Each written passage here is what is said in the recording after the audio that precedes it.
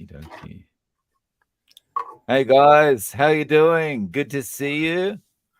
Okay, we are joining you for another live to talk about all things carnivore.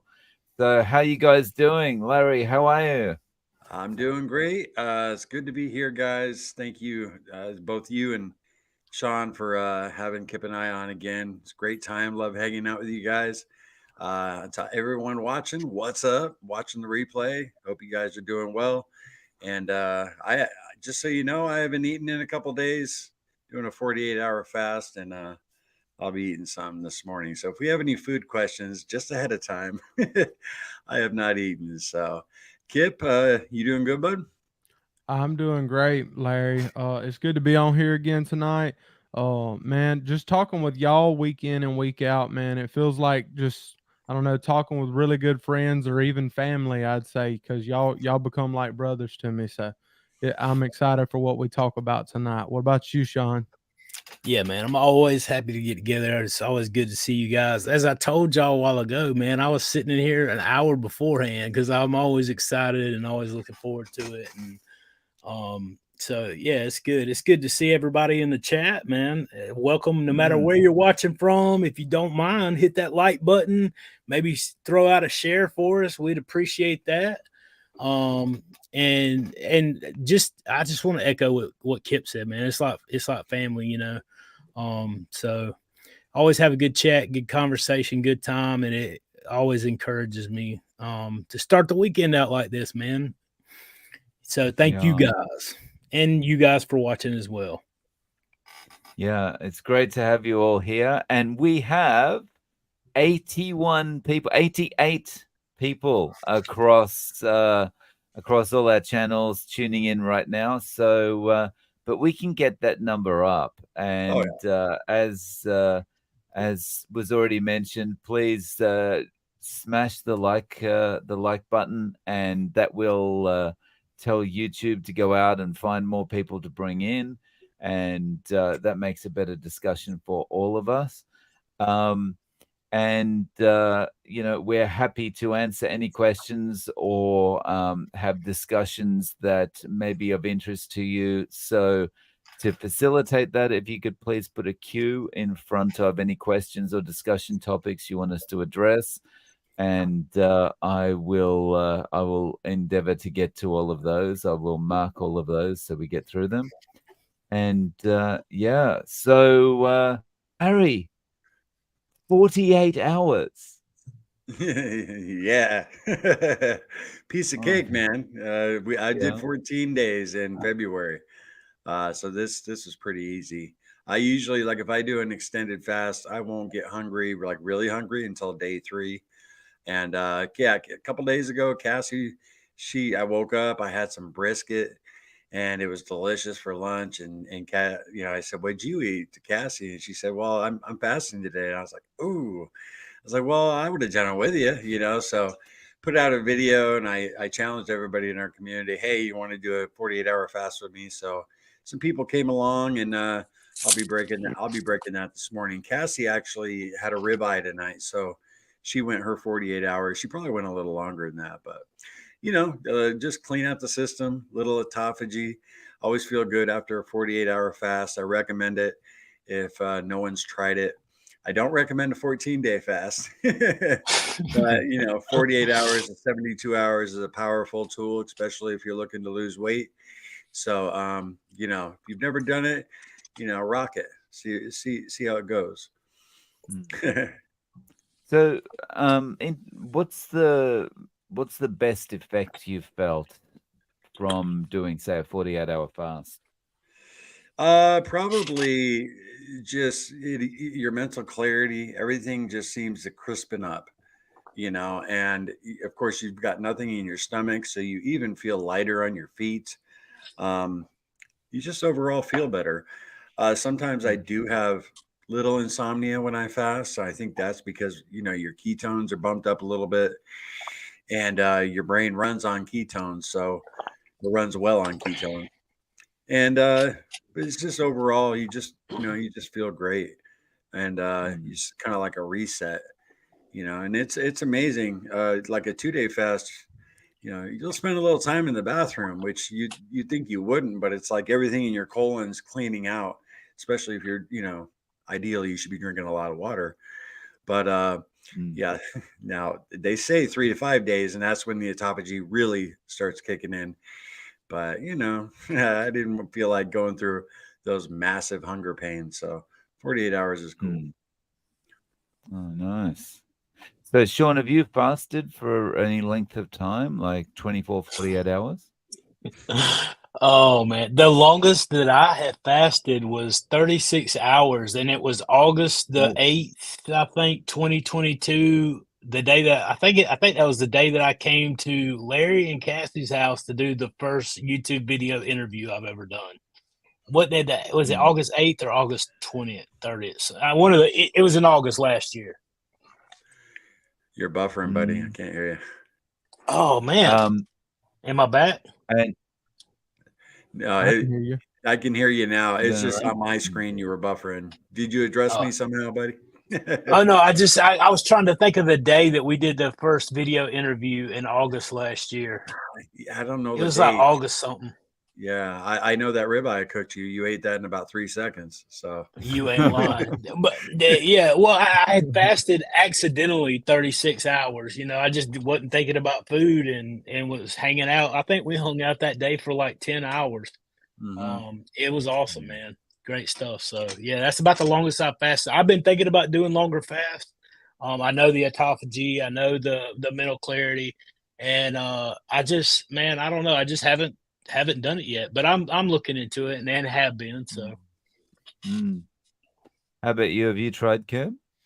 Nah, for carnivore I've done like just like OMAD numerous times, but I've never done like the extreme fasting like that. But hearing Larry talk about it and talking about the 48-hour fast, that kind of gives me something like that I might do at some point, which right now I'm kind of in a groove with what I'm doing. But like that might be something for like in the near future or something for me to throw in the mix and shake things up a little bit. I've done a couple of 48-hour fasts myself, and it was a very weird experience the first time, but by the second time I quite enjoyed waking up on the day you're going to break the fast, because it feels like you've taken some kind of I don't know, drug or something. I felt, like I think your body is kind of being flooded by cortisol or something. Like your body's telling you to go and hunt for food or something because you haven't eaten for so long. And you wake up quite early and you've never had that feeling of alertness often that early in the morning. It's just such a strange feeling.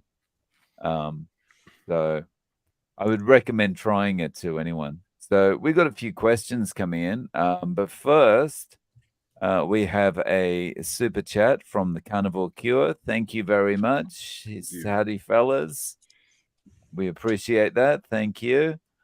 And how's it going? We have a question here from Brooke. A friend of ours has stage 3 colon cancer. Any success stories?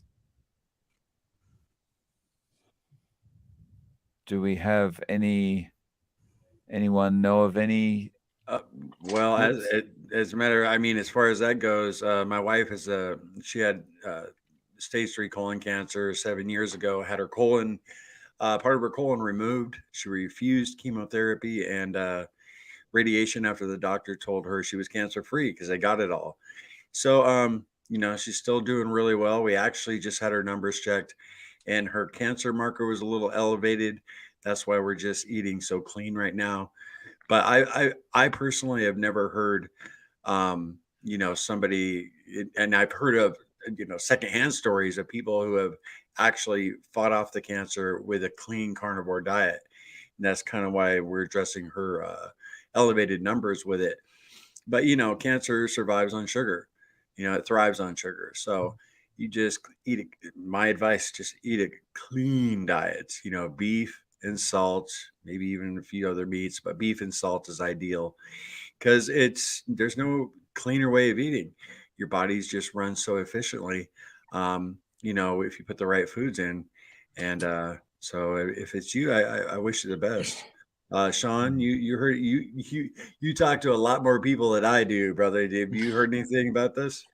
I have actually I spoke with someone, and I have to apologize now because I can't remember. I believe his name was Michael. That was in one of the lives a couple of weeks back. I can't remember if it was my live or it was on one that I was doing with somebody else on their channel. But they emailed me, and he had actually fought off cancer with eating this way. And also, that's one of the big things that one of the first, right after I talked with Dave, I talked with Chafee when I first started the channel. That's one of the issues that we got into with that interview. And he goes into some of the research and stuff that Dr. Seafried was doing and stuff that he was trying to get involved in working with. And he gives a lot better explanation than what I would be able to do. So definitely check out Dr. Thomas Seafried, and you'll get probably the best information that you're going to find probably on the issue. But there are some stories, and I have heard quite a number of them from other people in the chats. Starve the sugar out, my friend. I'd That's the add main thing. for me, in my personal life, I'm the only person that's on this carnivore journey, so I can't really answer that question because I mean it's just me. But I mean, you hear awesome stories like watching YouTube videos and things like that. I'm sure you could just do a quick search and you might find something. But for me, I don't know anybody because it's just me doing this. So, what about you, Dave? Yeah, I haven't, other than like hearing Dr. Chafee talk about it. Yeah, I haven't heard anything myself. Yeah.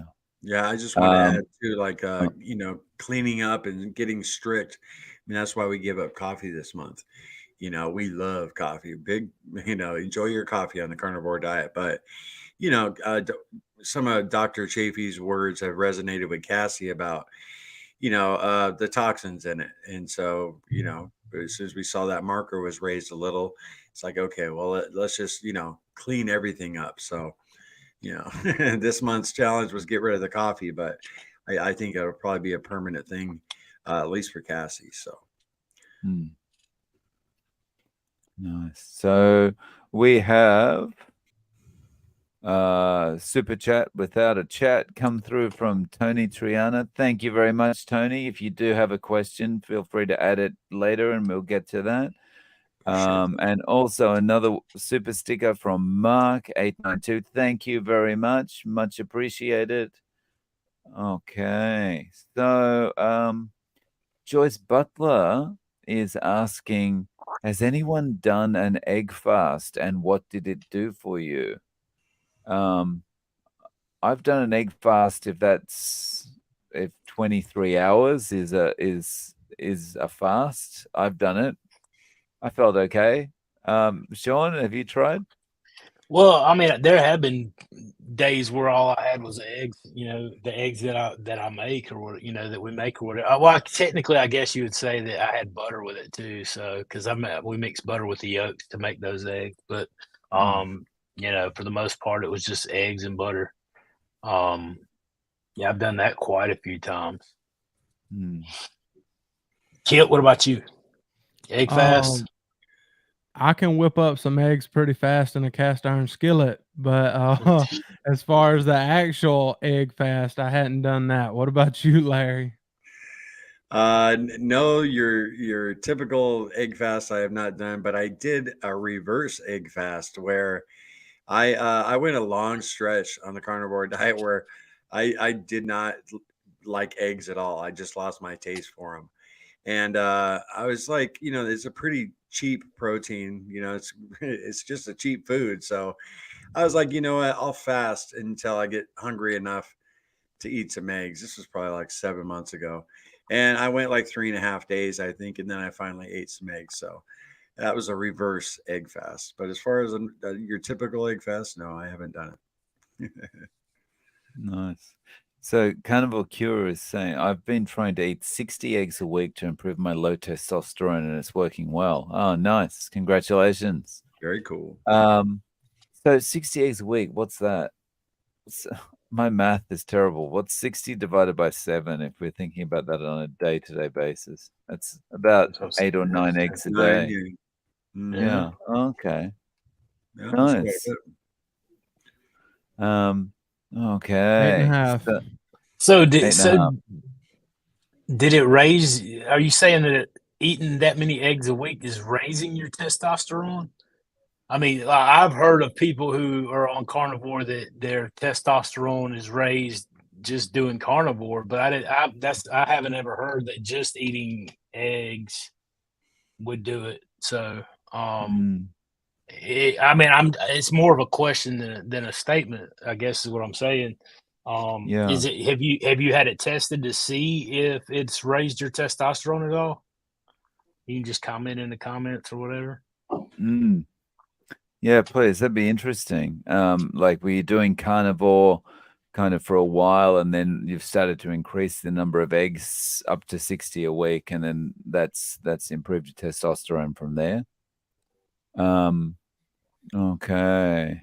So HWMO Liberty, what do you all think on your fast? Just water or coffee, and or sparkling water, or what? For me, it's sparkling water and coffee. Larry, how about you and your fast?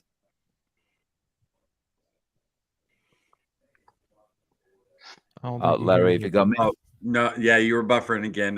Did you go to me with that question? Yeah. Okay. Let's see. Well, every fast we've ever done, except this one currently, we've always had black coffee. And it doesn't break your fast, but as soon as you add any calories to that, it'll technically break your fast, like heavy cream or butter, but yeah, I drink all those. Enjoy your sparkling waters, as long as they're clean, they don't have any additives, and plenty of regular water. And I just make sure I get plenty of electrolytes too. I bump my electrolytes when I'm fasting. Like when I did that 14 days, I was using 3 element packs a day, easy, and that's pretty much it. Fasting's so simple. It's just a matter of flexing the muscle. I don't recommend doing a long fast in the beginning. Just do a 16-hour fast if you've never done one, or a 24, and you'll reap some benefits. So hope that helps. Sean? Man, I only drink sparkling water, or coffee all the time. Black coffee, like that's Right. all I ever drink, ever. So, and I've been trying to get back to regular water and get away from this addiction to sparkling water because it's so expensive. And so that's gonna be my goal. I need to get rid of the coffee, man. I'm so on the 5% thing. Even talking with the UK Carnivore Tuesday, just even more so solidified it in my brain. Like, I just keep on getting, that chafy moment where he's like, that last 5%, man, if you just straighten that out. And I'm like, man, I can't imagine. Because I know for a fact that the black coffee, that's the only way I've ever drank it. But when I cut it out for those 5 months, I promise you I had more energy and I slept better than I do now with it in there. 100%. And if I can get rid of the coffee, I feel like it'll make a huge difference because there's nothing else that's plaguing me with, right now. So, honestly, I wish I had never put it back. It was like just reintroducing that addiction back in for no reason. It didn't stall me, it didn't stop my progress, nothing like that. So, that's just one more example of, you can still reach your goals and have some of those things, but it doesn't necessarily mean that they're good for you, even though they're not hindering you from getting to some of the goals. So that's where I'm headed. And, the whole working out thing. That's something that I am like trying to fit into my schedule, as crazy as it is, that is so freaking, I know it's off topic and I'm rambling, but that's where I'm at in my head. Sorry. I digress. Back to you.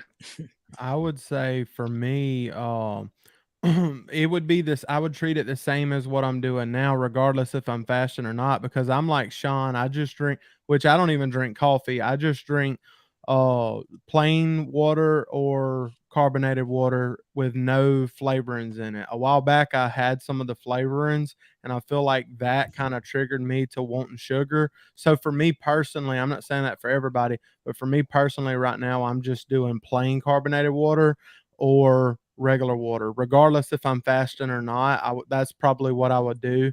But I would tell Sean one thing. He talked about it being expensive. That's just because he hadn't figured out how to make redneck Topo Chico. Because if he would, if he would buy him a Soda Stream, I'm telling you, Oh, you no, would I save a got lot of to. money just making your own water in the little bottles with the Soda Stream, and it would help you out with that carbonated water, and it tastes just like Topo Chico. Well, I'm, Yeah. I'm gonna have to because for whatever reason, Walmart apparently cannot get Topo Chico in the town where I live at. Like it's impossible. They have proven it time and time again. It has been over a month since they've had it in. I know for a fact we haven't been able to get it, and I just wonder, like, is there a shortage on carbonated water somewhere on this earth? Well, You know, it's never on sale anymore, and I'm talking about just even your off-brand carbonated waters. Before Mhm. the shutdowns, you'd always find it on sale. Four Yeah. 12 packs for $9, but now it's a solid $4.99. And I wanted to add a point to what Kip was saying. I think there's a lesson to be learned in what he said for anybody who's starting the carnivore diet. You notice how Kip said he had some of those carbonated waters with flavors, and it triggered his cravings. And I just like to say, when you pay attention when you start the carnivore diet, to things just like that, because as eat, you eat clean for a week, you eat clean for 2 weeks, and then I'll have some of this, and it triggers you. The same thing was true with Mm. Sean with a flavored element. All of a Yeah. sudden he started craving some stuff. So there's a good lesson in there for anybody, starting the proper human diet. Um, Learn what works for you and pay attention, and you can kind of make a game out of it. It's kind of cool. Dave? Yeah. Um, so, this one's beyond my pay grade. So, anyone know if I can dehydrate Redmond Relight that has clumped due to moisture? You can do Anyone? any. Sorry, go ahead, John. You can do anything once. No, that's I just say, if that was me, I just dump it in there and mix it up with the frother, and try and Mhm. just break it up. But do you know, Kip? Man, I don't know. I'll try to dehydrate just about anything, but I haven't tried the Redmond's Relight or anything like that. I know I like the Redmond's smoked salt, which is basically kind of like dehydrating. Dehydrating is just at a little bit lower temp, but I don't know. That's interesting. I never thought about that. How about you, Dave? Yeah, I've never even heard of Redmond Relight, so I'm not sure. Yeah, but I think, I mean, in the situation, if there was a problem with something clumping together, I'd probably do the same as Sean and Larry just mentioned. Just stick it in and try and mix it up and break it up, Right. and Grind yeah, it up. yeah. Um, all right. So Tony is asking, I have a question regarding starting a new lifestyle. Is it acceptable to consume grass-fed but grain-finished meat? It's Wagyu meat. I'm thinking about getting quarter of a cow from a local farm. Any thoughts on this one, Kip? Same as what a lot of people might say is get what you can afford. If that's what's in your budget, that's fine. I think that 100% grass fed is probably the best, but I don't prefer the taste of the like 100% grass fed. So for me, I'm okay with some grain fed beef, but I mean, it just depends on you, your situation. If you're trying to go hardcore 100% grass fed, more props to you. But for me, it's for one, the budget for 100% grass fed, and then also I just don't prefer the taste as much. What about you, Sean? Yeah, that's what I was gonna say, man. You could have any meat. I mean, to be quite honest, I can't honestly say that I've ever had grass fed, grass finished, whatever you call it, the best of the best. I just go to my butcher and get what they got, and it's great, and I love it. And so get like he said, get what you could afford. It doesn't have to be crazy. I mean, um, you know, if that's what you can afford and that's what you like, by all means. But the main thing is just get used to eating this way. And if it's with that, then cool. If it's with sausage or whatever to start out with, cool. Like I said before, I begged my mom. I wanted my mom to do keto to start out with, just because I knew that it would be a struggle for her to go all the way to carnivore. It, I mean, there's reality. What is the best? Yeah. So if you eat salt and grass fed, grass finished, the farmer goes in there and massages the cow every night before he sings him a lullaby to go to sleep. Yeah, that would be amazing. But in reality, don't have unrealistic expectations. Do what is sustainable, what you know that you can do, because only you better than I know you, or anybody else. So you got to find, like has been mentioned before, find what works, but be realistic about it, and plan ahead. So, but if that's what you like, Wagyu, and it's grass fed, grain finished, there's not a thing in the world wrong with that either. So, good stuff. Yeah, I'd have to agree with both these guys. It's good to see you, Tony. It's especially Kip. I mean, Sean too. But I had with the grass fed, grass finished ground beef. It just tasted horrible to me. I didn't like it. And it's really expensive. Pretty much done our journey the entire time on whatever's on sale. But go with what tastes good to you and what you can afford. But there's a lot of people in the carnivore space. Even the big influencers and on YouTube and stuff like Laura and Chris Spath, they shop the sales and they don't sweat it. And I've heard a lot of people say they don't like the taste of it, but you just go with your palate and then your wallet. And whatever you dig. If you get the lowest bar meat that's out there, you're going to still have great success. But I wish you luck, pal. And a new lifestyle. It's an exciting time. You'd be feeling good. I want That's to throw right. in there too that there is a difference between Wagyu and just grass fed. I'm not saying it couldn't be a Wagyu cow that was grass fed, but Wagyu beef, it to me it does taste better. Like it's a better, like it's usually more fatty. It's got more marbling in it, and I think it is better. But sometimes it can be too rich, especially like if you get really high grade. Uh, of like some of the Australian or Japanese Wagyu or something like that, some of the high levels of it, it can almost be too rich where you only want just a little bit of it. You're not going to sit there and want to eat a whole steak. But so we're not dissing, or at least I'm not dissing Wagyu beef as much as I'm dissing grass fed, because I think a lot of the 100% grass fed, to me, it's just that taste. I can't, it's not the same. Yeah, you guys, any of you ordered a fourth of a cow or a part of a cow like Tony? We haven't. We've thought about it because we actually just made some freezer room and we were going to look into it. Sean, have you thought about buying a quarter of a cow or a half a cow? I have actually, and there's a farm probably about half the distance of my house and your house, honestly. But it's back towards the other side of town. But some friends of mine, long story short, have a farm, and I've been wanting to do it. I just haven't financially. I just haven't been able to afford to do it. But whenever I do get to that point and can do that, that's the way to go. I feel like, just having all that ready to go. I want Right. to try it. What about you, Kip? You always grilling and smoking and doing something. Certainly, you've bought cow in large quantity like that, right? Well, I mean, it's good that I have like one of the best butcher shops in the within 500 miles close to where I live, so I can go there when I want to. But then also, and they sell quarter cows, half cows, whole cows, and they sell like different individual cuts, whatever you want.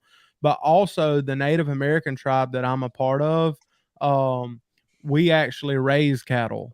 So I can, and I live like 2 minutes from the Indian reservation. So I can go, I mean, I can go to them anytime I want and get beef all day long. So yeah, we've got beef from them multiple times. And actually, I had a family member not long ago that had a bunch left over in their freezer because a lot of people get it around here. So they had a ton left in their freezer that they didn't want. So I just like took grocery or like big trash bags and like loaded up the trash bags and brought a bunch of it home and got to have it for free. So, and I've been eating on that for like a month now. Damn. Yep. Nice. That's what I'm Awesome. talking about. Yeah. Okay, and I should also mention, Tony, I saw your regular chat before I saw the super chat. So thank you very much for Appreciate that Tony. super chat. We appreciate that. Okay, and so we have got a question here from Steph P. If you considered yourself a food addict prior to carnivore, how long into carnivore did the addiction subside? Sean, you got any thoughts on that one? Oh yeah, so maybe a month in. I mean, it wasn't very long. Maybe not even that long. Like I could tell the difference in the way that I felt about eating really fast. That's one of the first things that I could tell. Now, did I realize what all that entailed? Not that gradually came later, but as far as like that's why I give the advice now to eat until you're full, especially at first, and stop looking at the stinking scales because every single person I feel like gets wrapped up in that. And it's a legit concern. It was for me and it is for most people. But we get so blinded by the scales that we can't focus on the process to make the change. You know what I mean? If that makes any sense. And so yeah, absolutely. It was probably within that first 2 weeks to a month. Like I realized that like there's no way getting this full on meat I can that I didn't want anything to eat. So and then hit, as we refer to it, the wall of doom. You don't even want protein and fat anymore. You don't want nothing. You can't even stand the seafood hardly. So it works, and that's what builds up that process. And it wasn't till later that I realized there's actually a name that Raymond Design has been teaching called priming. That's what they teach you to do, is to eat and to eat like it's your job, so that it helps fight off the addiction and the cravings. So it's really cool.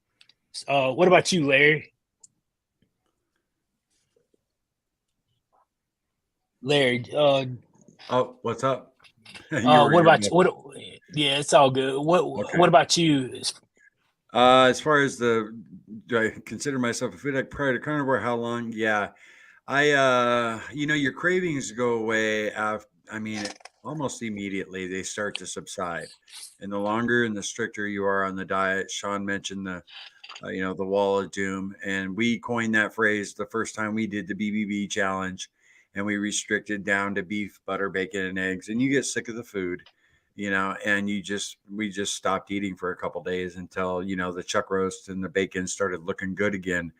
But after that BBB challenge, man, our cravings were gone, Steph. I mean, they were just crushed. And along our journey, like a rebound effect of doing that 14-day fast, you work so hard to get rid of those cravings, and after that 14-day fast, all those cravings came back. And a lot of our viewers warned us that would happen. Total food addict right here. I am guilty. We made our first run while we were on YouTube, made it like 4 or 5 months, had a great run. And on Christmas, we had this awesome Christmas dinner plan. I remember Cassie made ribeye and scallops for our Christmas dinner. Had it all planned out. At Christmas Eve, we're sitting on the couch. We ordered some pizza, and we sat down and we ate 2 large pizzas.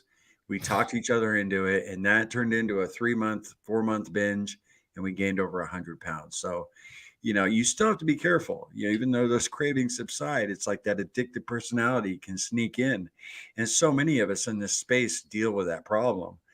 Um, so just be aware of that. But um, have faith, my friend. Your cravings will subside. Just stick to the diet, eat clean, and you'll kick butt. Kip. Well, guys, look, I have a super addictive personality. So I had to trade in the Rice Krispies for the ribeyes, and it took me about 2 weeks in. And basically my addiction now is the carnivore diet. I'm addicted to eating all that beef, and I'm loving it so far.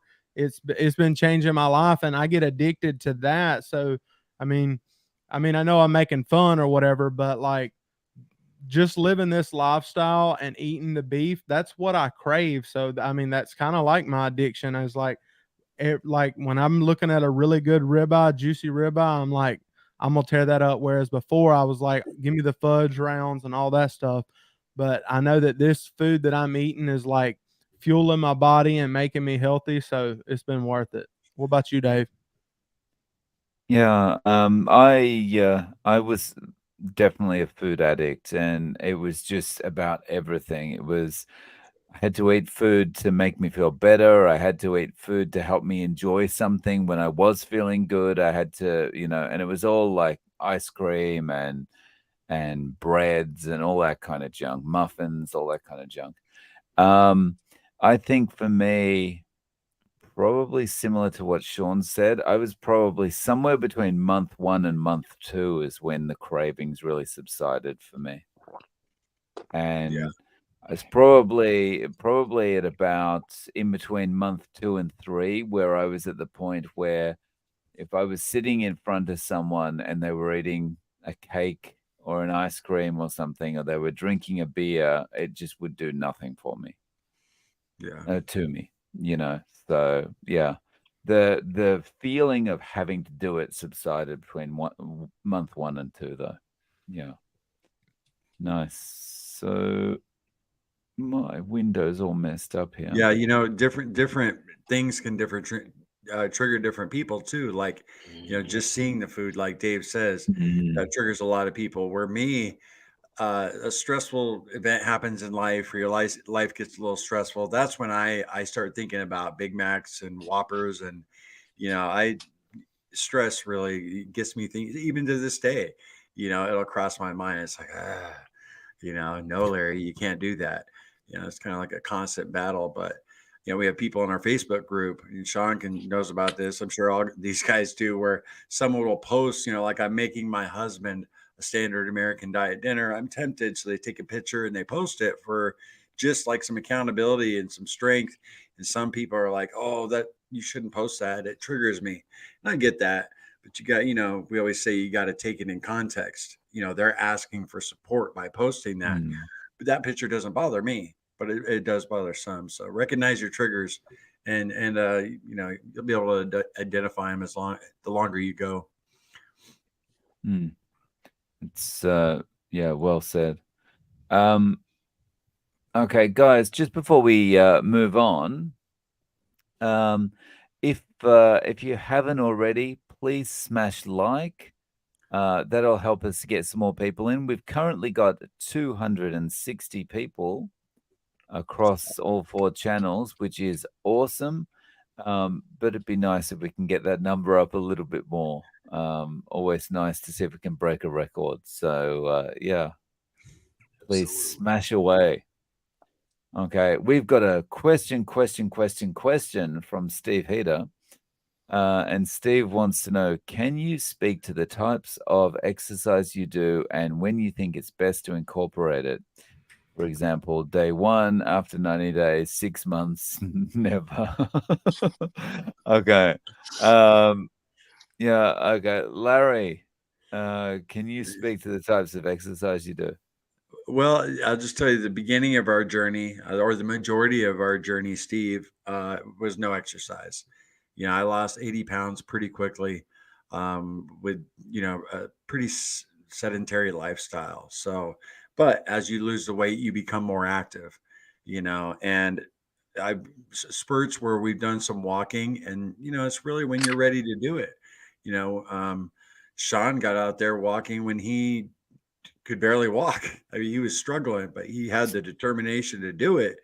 And so I to me, I always say if you're pretty big and you don't want to exercise, just start with walking. And they say it's the best exercise there is for you. But I'm supposed to be walking right now, this month, and I've slacked this month because we had a walking challenge in July, did really well in August, kind of September's, and which is crazy because it's getting cooler out. I'm out there walking in 100-degree weather, but I'm not doing it as much this month. So, but Sean, I mean, you're the walking fool. Bro, listen, it's easier to give birth than to resurrect the dead, right? So I knew that I had to build better habits than try to break the old stuff. You can build a new life, or you can try to, focus on what you've been doing that didn't work. So like I had never, given much thought to exercise. My whole thing now is like, honestly, do you have to work out? Do you need to work out? How much do you need to work out? When? Number one, I don't think you have to work out to lose weight.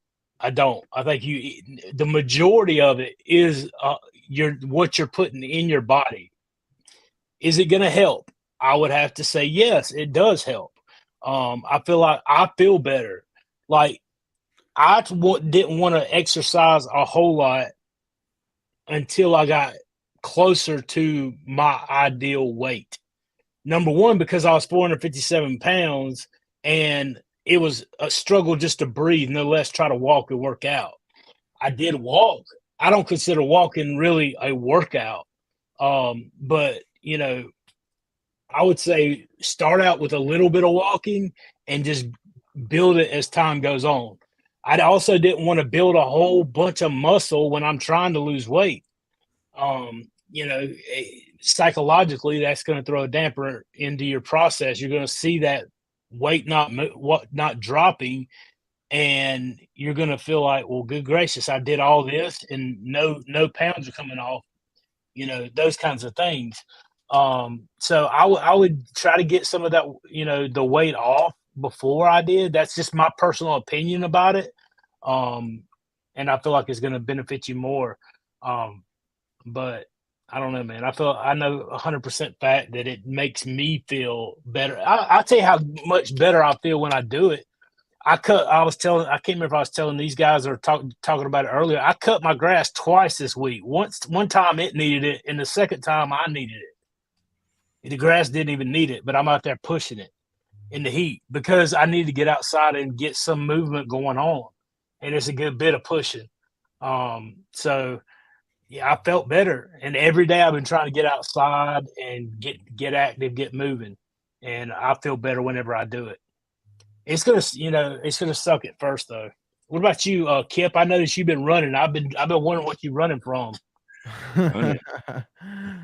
But well, for me, well, first off, I want to say to Sean, whenever you were talking about the exercise and if we need it, this is just me personally thinking, I kind of think that like if you're not a person that has a very strenuous day job, or like you're not doing manual labor or something, I mean, I think that for years and years and years, people had to work hard.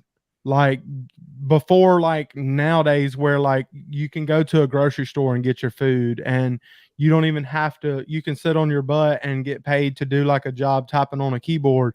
That was never a thing throughout history until now. So people did work hard. And so that to me, that was their form of working out. So I do think there is benefits to that as well as eating healthy, but I'm not saying that you absolutely have to go do it. And then also I'll speak to the fact that like you, Sean, I was, like getting close to 500 pounds. And, at my highest weight, I was like 498. When I started Carnivore, I was 486. And when you weigh that much, try to go take a walk and see how you feel. Like you're going to feel terrible. So I mean, if everybody starts in different places, so like I mean, if you're starting and you don't have much weight to lose or anything like that, and you can easily go out for a walk, go do it. But I mean, if you weigh as much as we did, I mean, I tried to go on walks in the beginning, and every time my lower back hurt so bad I couldn't do it. So I would have to wait, and then I would try it again like a couple weeks later, and then I would do it, and then go for another walk, and then slowly after I lost enough weight, it started getting to where like I could go on these walks and enjoy them. And I've noticed since I've been doing that, that like Sean was saying, it does something to you. And then eventually I was able to go on runs like, but it doesn't just do something to you like physically, it does something to you mentally. Like when I go on, like I mean it's a fat boy running basically, but when I go on those runs or when I go Not on for those long. walks, something happens in my brain that just motivates me that yes, I can do this, and yes, I'm getting stronger and all that stuff. And I know I look silly out there, but I think that there's a mental aspect to this whenever you're doing it. I don't know if it's the dopamine hit or the what it is, but like it definitely does something to me. And I think that, like I said, people worked hard for years and we live in luxury nowadays. And so I think that if your day job is doing nothing, you should probably move your body if you can. What about you, Dave? It's very well said, Kip. Look, I agree with everything that's been said so far. Um, in my own experience, I would say the weight definitely happens in the kitchen. The like what happens in the kitchen determines your weight. It's not. I don't think it's anything to do with exercise.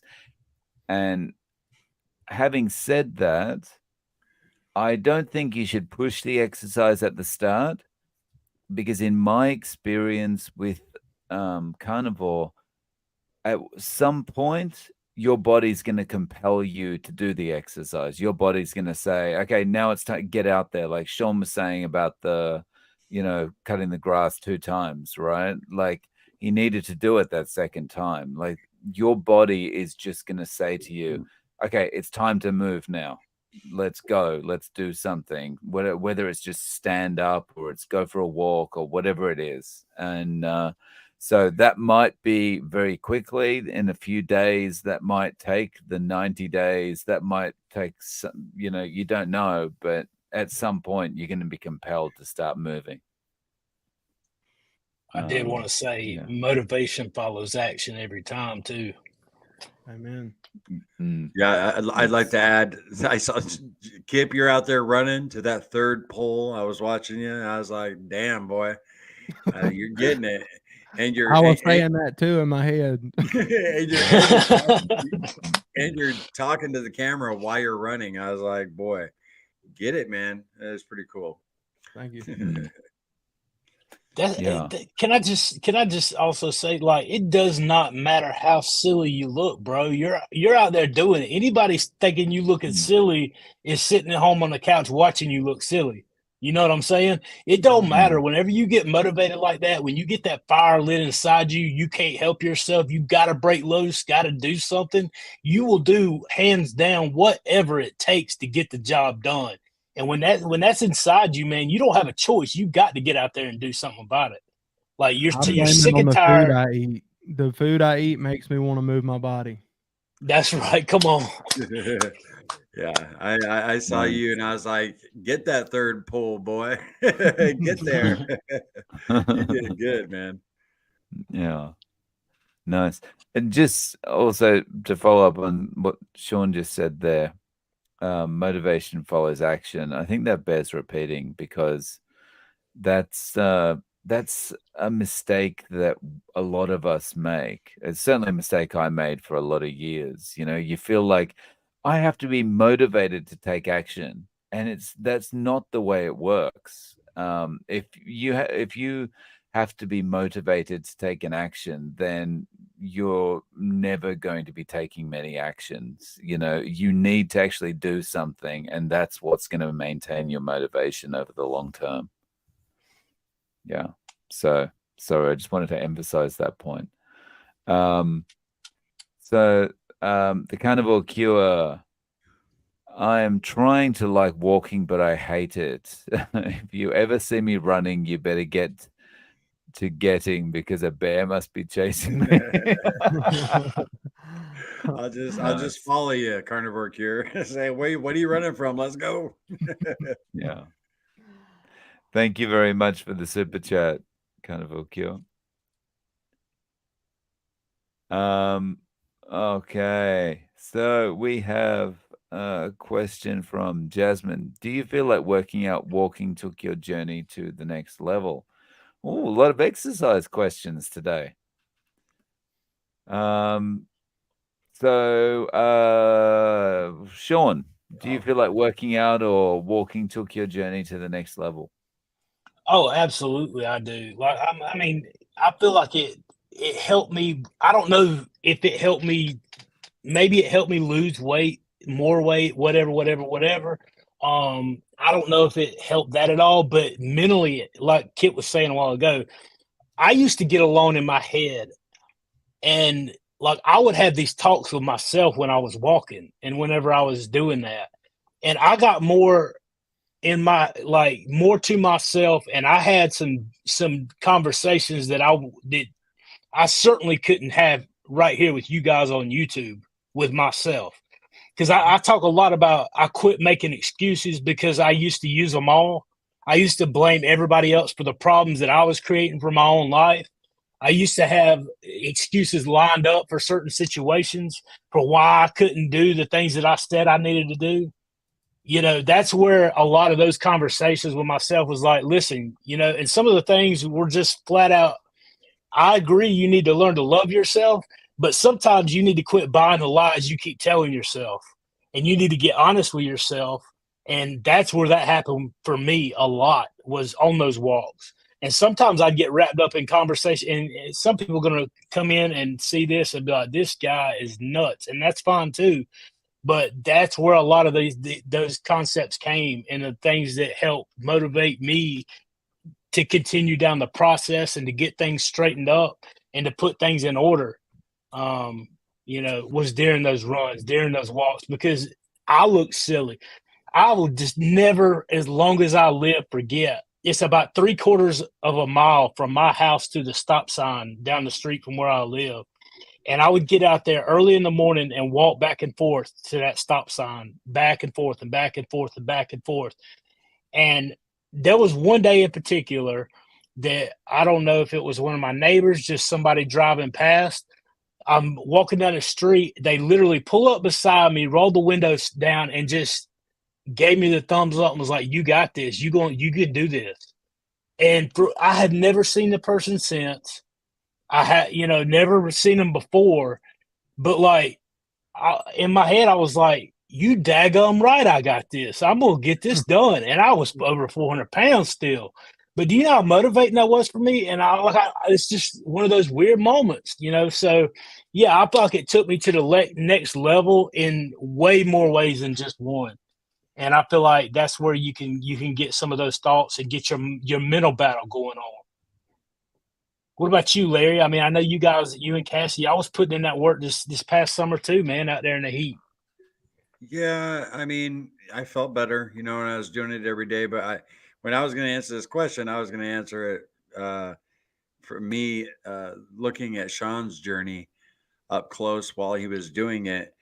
And, he was pretty heavy when he first started walking. And he got up to, what were you doing, Sean? Like 10,000 steps a day? I mean, that's what you worked up to. That And was my then, goal, yeah. right. And then he got to the point where he could go back to work. And then he got a job where he was walking like 20,000 steps a day. And, we're corresponding during this time. And I'm thinking, man, his weight just keeps dropping. And I'm like, that job was probably the best thing that could have happened to him, as far as his weight loss and getting his life back. So, I mean, that could fall under dedication or whatever. You have to have a job, you got to clock in and go make some money. So, but yeah, I was just going to, tell you guys about what I witnessed. And he made that 10,000 steps is almost 5 miles, or yeah. and then he bumped it up to 20, kind of, not on his own volition, but look at the results. Kip. I mean, I see my wife just entered the chat, and I know that she knows. For me, when I go out there too, because we have a 18-month-old daughter, so it's also like a little chance for me to just get away and just chill out. Because when I get home from work in the evenings, I'm so wound up from work and things like that, and then I have obligations in the evening to help with her. So if I get out there for that little bit, yes, I'm moving my body and all that, and I'm feeling accomplished. You feel so accomplished whenever you go on those walks, or if you go to the gym and lift weights or whatever it is you're doing. If it's that feeling, kind of like if you've cleaned your whole house. Once you've cleaned your whole house, you sit there and you're just like, wow, I done that. And that feeling you get. And I think that's awesome. But also that little break I get from my daughter, which sometimes, and some people try to use like having family as an excuse or whatever. But me, like sometimes I'll take my daughter in her stroller and I'll take her with me because like I know that I need to do this. But I will say too, like where you were talking about going on the walks every day, Larry. So I don't go. I don't want people to think that I go on huge walks every day. Sometimes I take rest days, like especially if I do a lot of jogging, which a lot for me, not like a lot for a lot of people. But to me, if I do a lot of jogging, like sometimes that next day I just won't do anything, and then the day after that I might walk again. But usually, if I'm walking, I might be able to walk again the next day. But when I start jogging, sometimes I'm taking a day to recover before I do anything else. What about you, Larry? I mean, Dave. Um, I think that when I started when I started kind of doing push-ups and going to the gym and lifting weights and stuff, I think that really took things up a notch. Um, Unfortunately, I didn't keep it up though. But the weights really do help, I think.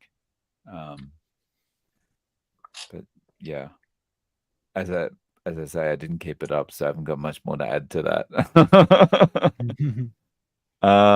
Okay, so Money Mac, thank you very much for the super chat. Weekend challenge: run to your third pole, break a barrier in your mind. Great That's advice. awesome. absolutely. Very nice. Okay. So we've got a couple of questions here from Frank.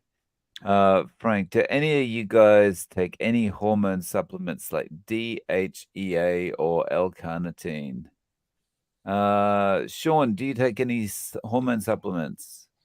I do not. No, I take testosterone 100 milligrams to get my testosterone back within normal range because my testosterone is so low. But I don't take anything outside of that. Like nothing. I don't take anything. I don't take any medicine or anything anymore. Absolutely not. What about you, Larry? You take any supplements at all? I do not. Kip, do you? Nope. Next question. Right? I mean, Okay. Okay. So Frank's got another question.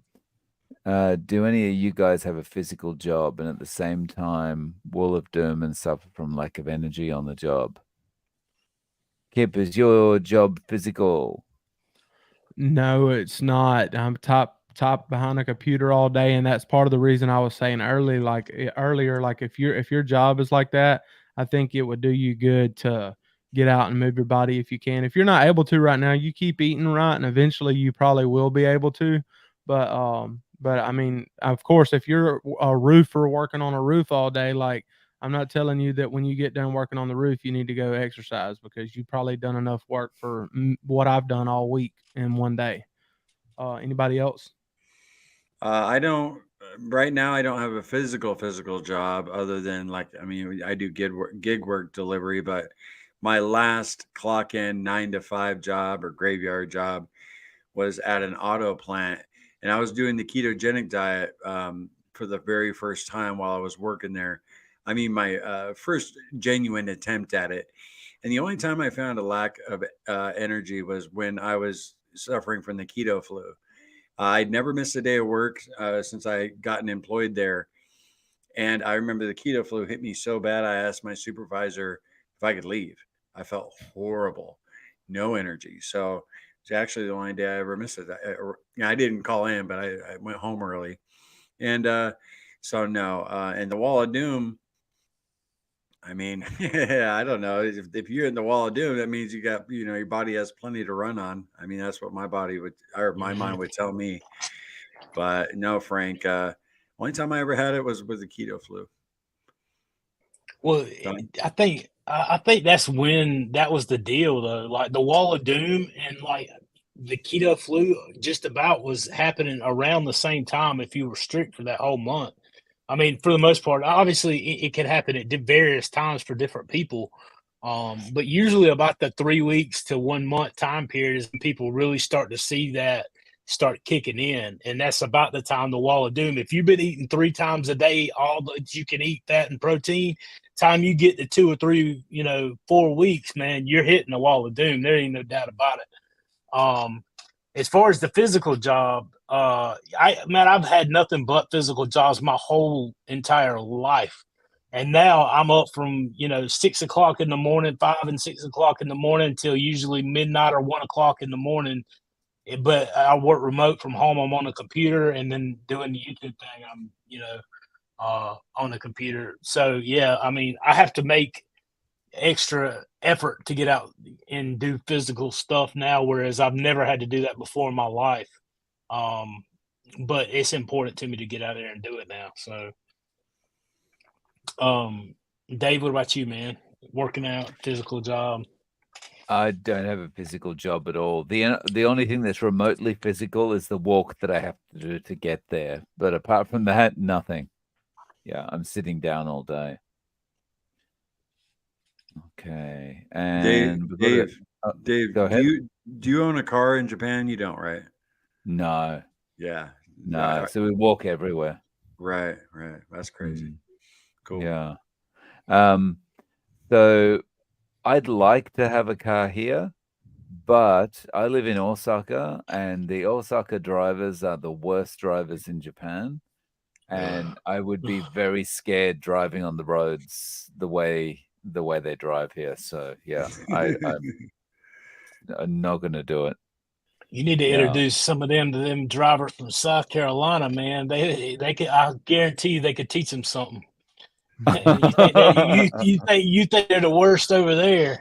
Good gracious! Oh, really? South Carolinians are pretty bad. Oh man, I don't know how many times we pulled them out of ditches. I am one, so I get it. I is one, so I get to say what I say. Not all of them, most of them. So you guys all drive, yeah? Oh yeah. Yeah. Okay. Yeah. Okay. So thank you very much for the super chat, Carnivore Scott. Dave, do you have the foam panels all around your studio area? Gents, you're all looking good. Cheers. Thank you. Appreciate it. Appreciate it, Scott. That's my buddy. Y'all need to tune into his channel too. He's on usually the after party. We had a good time in there the other night. Sorry, go ahead, Dave. No worries. So basically, I've only got the panels on this wall here, like where my hand has just gone there. There's like one more foam piece and this regular wall, and it's above my head. But apart from that, nothing else. And then the curtain behind me there's about 3 curtains there just to kind of dampen the sound as much as possible. So, but yeah, apart from that, it's very basic. You wouldn't like to see the rest of the room. It's terrible. It's like a rubbish tip. I keep it. I like to say I intentionally keep it like a rubbish tip and keep it messy because that helps dampen the sound too. So I've got an excuse. I've got an excuse for having a messy room. Yeah. All the dirty clothes on the floor. Yeah. If I never clean up, then the audio is going to be awesome. Right. Yeah. So Kara says, does our body know when to stop losing weight? My mother voiced concern about losing too much weight on the diet. Your thoughts? Many thanks. Sean, you got thoughts on this one?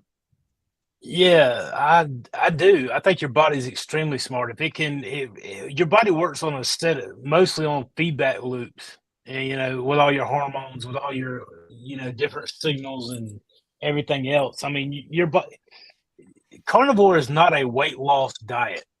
That's a misconception. It's a It's a health optimization diet. It's a fast mimicking way of eating. So weight loss is just the side effect from getting healthy and getting your metabolic health in order. It's great that it happens, but it's not what ketogenic way of eating is. That's not the main purpose of it to begin with.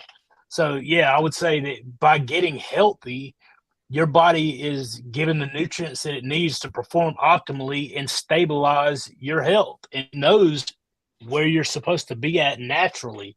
And so if you're underweight, it'll start bringing you up. And if you're overweight, it's going to start bringing you down. Now, obviously, there's different things that's going to aid and abet that throughout the process. And, is it going to stop? Is my body meant to be, 165.365 pounds? I don't know. I don't know where that number is. I don't think anybody else does either. I don't think you can just look at a BMI chart and it's going to be the same for every person that's 5'8", but I'm pretty sure that I was created by a creator who knew how to design my body and can give it what it needs to sustain me and get me to where I need to be, and it can heal itself to where I need to be. So yeah, I don't think you're gonna start losing weight and then just continue on and on and on until you evaporate into thin air or anything. I've never worried about that.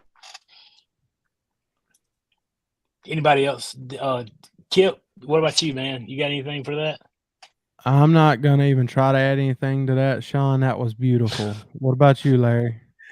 Yeah, Sean stole my thunder. I was just gonna say your body is, wonderfully and beautifully designed. It knows what to do. And I've seen people get down to their goal weights like semi-retired Bob, Sean, and they start eating a lot more food. I mean, Sean probably eats twice as much food as I do now. And little semi-retired Bob, that guy can eat. So that's all I got to add. Dave?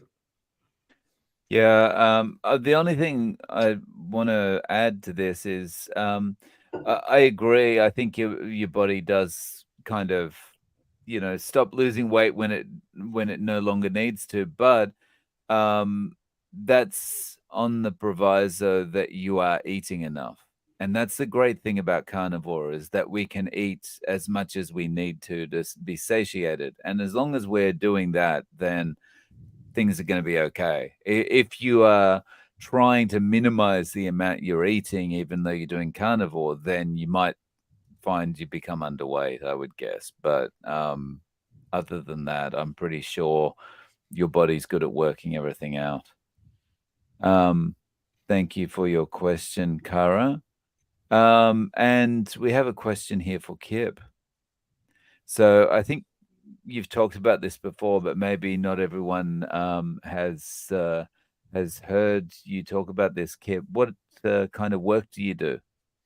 I work in accounting for a casino. That's pretty much what I do. I work in their accounting department, typing behind a desk all day.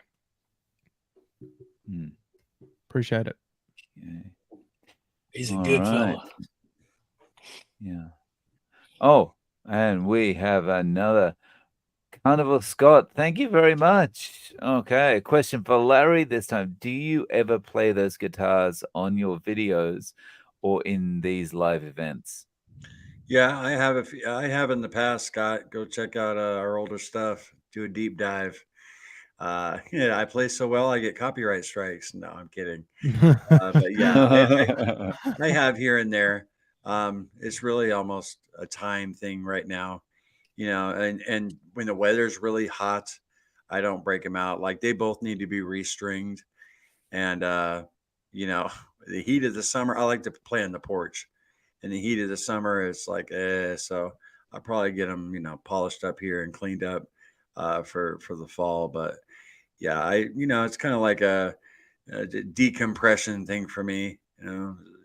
Pluck some tunes, but I like to game too. I know a couple other guys here on the panel like to game, and I haven't picked up a video game in, I'm serious, like 6 months. It's just been so busy, and so, but soon. Nice, thank you. All right, and where are we? Okay.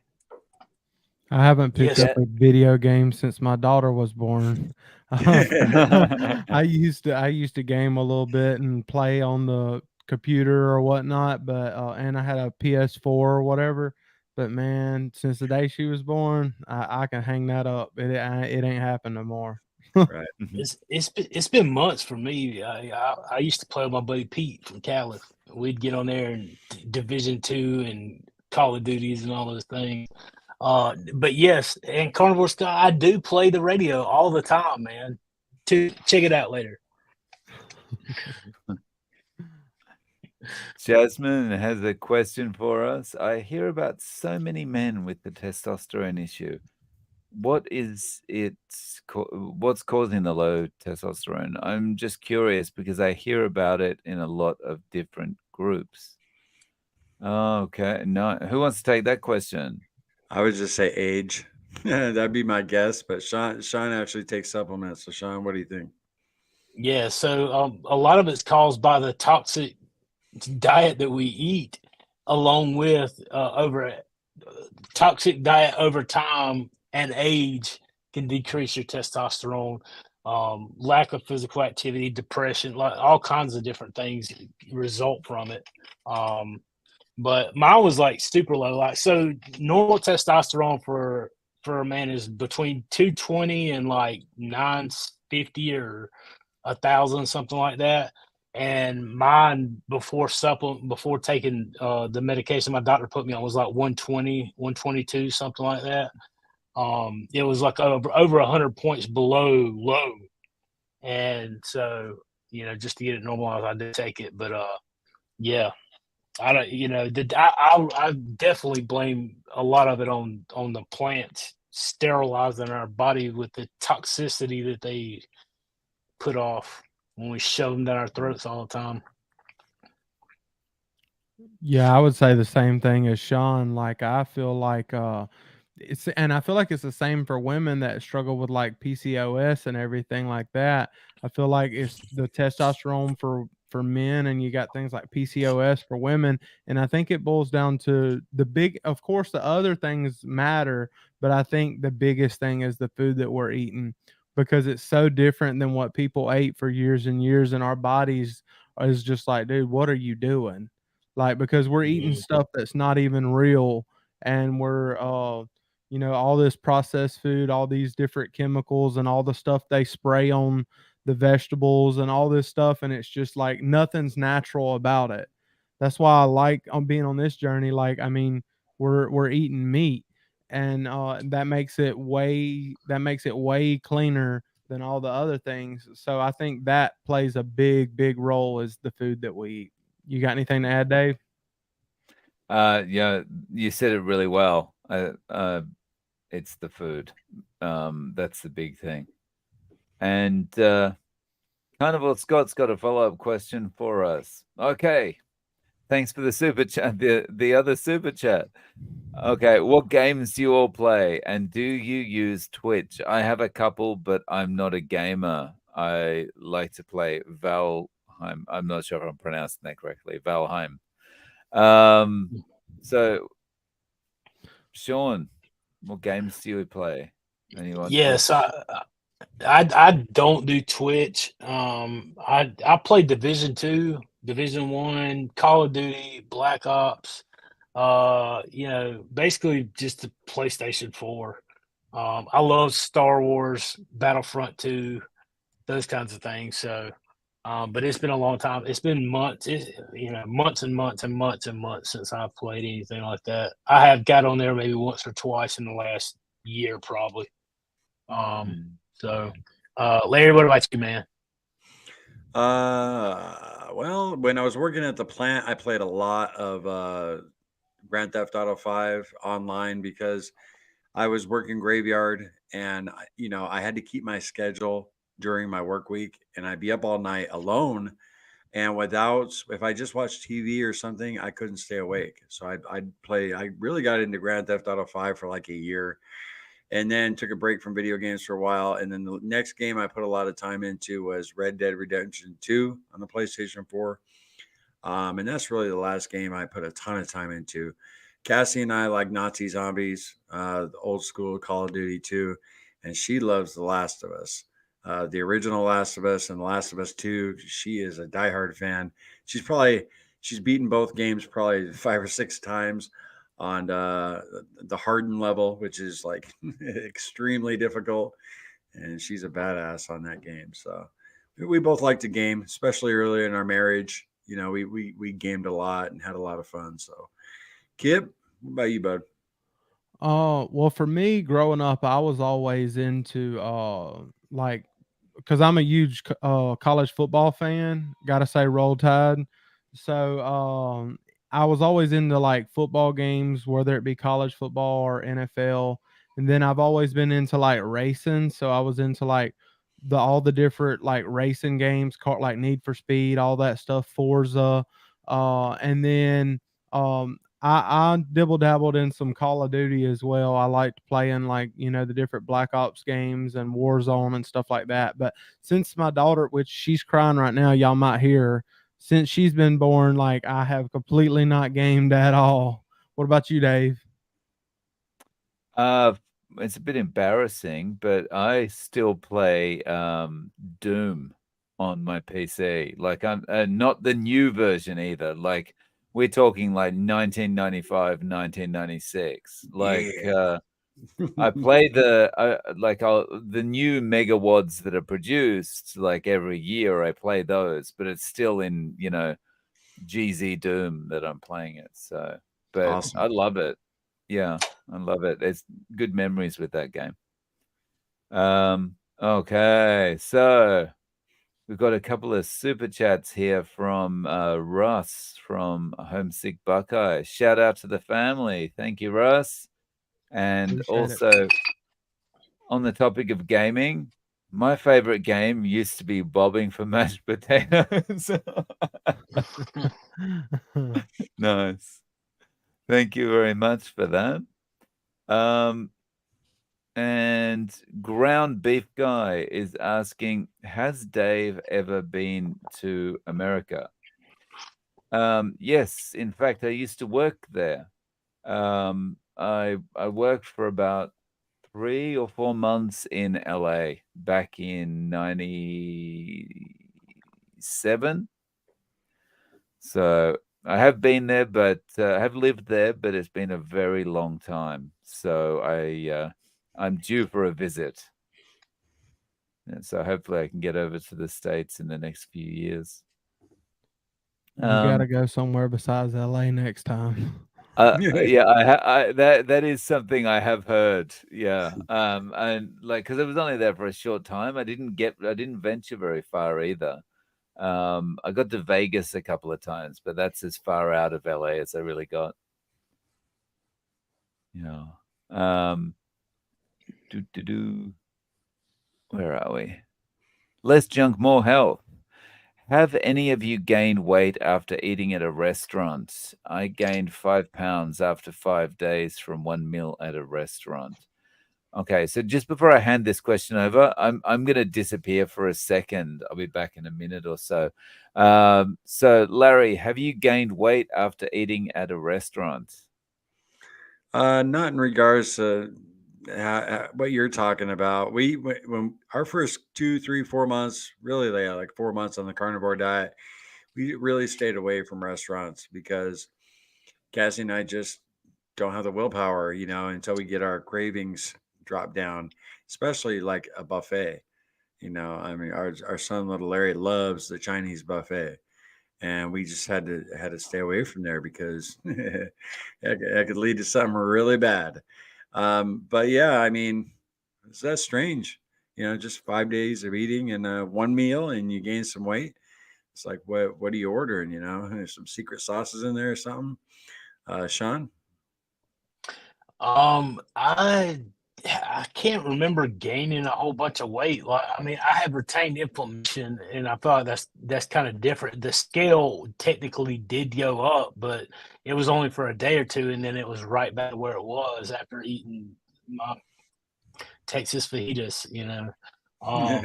Yeah, early on. But I never have eaten that. I've never went 5 days in a row eating off plan since I started eating like this. It's never more than one time. That was my plan. That's what I had set up to do, and that's what I did. Um, you know, so I mean that's just kind of where I am with that. But I have went up inflammation wise for a couple days and then back down. What about you, Kip?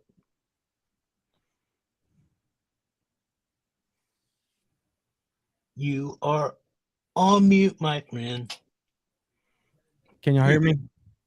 Yeah. All right. So in April, I went on a cruise, and while I was on the cruise, it was a 5-night cruise, and I stayed carnivore on the cruise, but it wasn't like I eat carnivore at home. So like, I mean, I was eating a lot of processed deli meat, and I was eating like the different little sliced cheese that they have, and all that stuff. And and some of the meat, like, you couldn't help but it have like a little bit of sauce on it or whatever. And when I got home, I was up 6 pounds in 5 days. And so, I mean, I was kind of like, man, I gained 6 pounds. Like, it was upsetting. But then, like Sean talked about with the inflammation or whatever, about 2 days after that, I stepped back on the scale and the 6 pounds was gone. So, I mean, it had to be like inflammation, or like, it wasn't like I gained 6 pounds of fat. So, I mean, most likely, if you quit going out to as many restaurants, I think you'll be all right. And I think you'll be fine. I wouldn't freak out over the 5 pounds myself. What about you, Dave?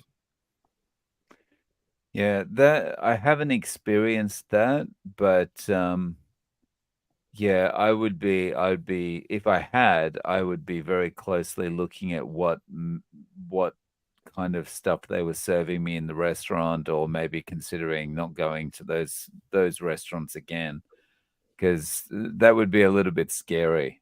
Um, Yeah. yeah, putting on putting on weight after that one meal.